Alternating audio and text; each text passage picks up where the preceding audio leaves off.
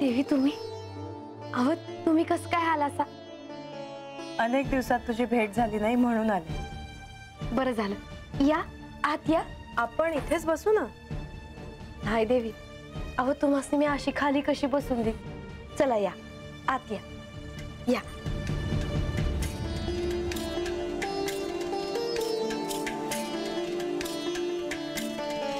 बसाजी. अगं बैस तू. मी काही पाहुणी आहे का कोणी? नाही देवी, तसं नव्हतं. पर तुम्ही आल्यावर मला केवढा आनंद झाला आहे कसं सांगू तुम्हाला.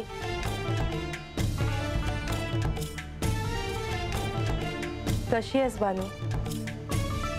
बरी आहे. पर देवी बरं झालं तुम्ही आलास. का? तुला काही बोलायचं होतं का माझ्याशी?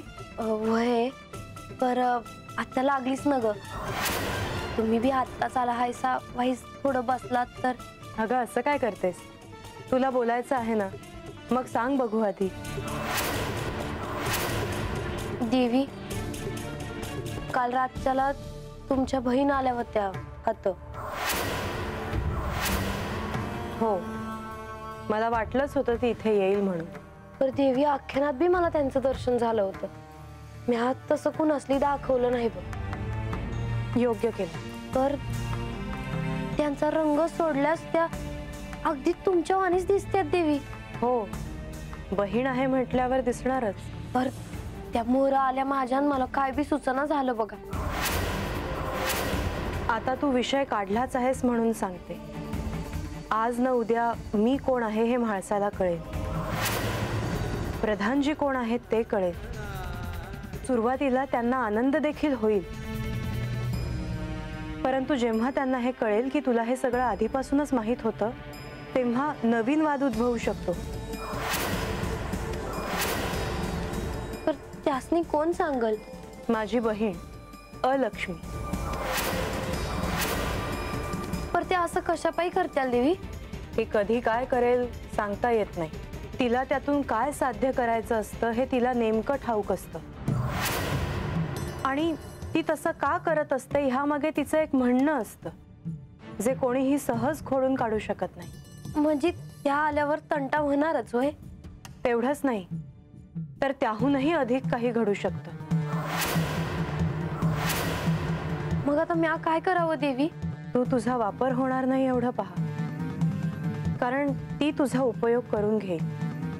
वेळ प्रसंगी इथे तुझ्याकडे येऊन राहील. खरं तर मी तुला हेच सांगायला आले होते.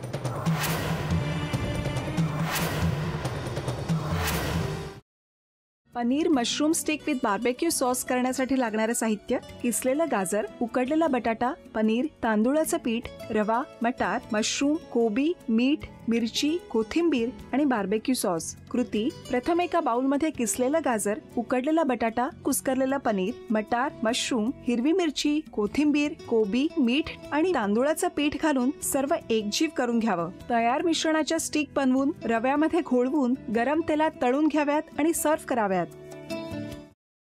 मामी, कोणता भक्त हाक मारतो आहे? ध्यानात इतके मग्न आहात. बाणाईला भेट घ्यायची आहे देवी. वाटलंच मला. ती अस्वस्थ असणं स्वाभाविकच आहे. तिच्या दृष्टीने हे सारंच गोंधळून टाकणार आहे.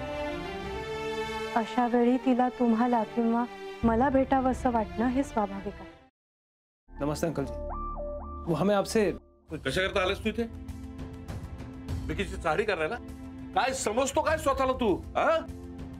अरे आजारपणात माझा जीव वाचला म्हणून घरातल्या पोरीबाळींवर. अरे कुठून कुठून येता तुम्ही, नाही ते उद्योग धंदे करता इथं. खपवून घेणार नाही मी सांगतो तुला. मी फार वाईट माणूस आहे, लक्षात ठेव. पोलिसात देणार होतो तुला. केवळ विखे आडवाला म्हणून लक्षात ठेवलं, ते इथून दिंड काढणार होतो तुझी मी. मामा, आता आपण काहीच करू शकत नाही.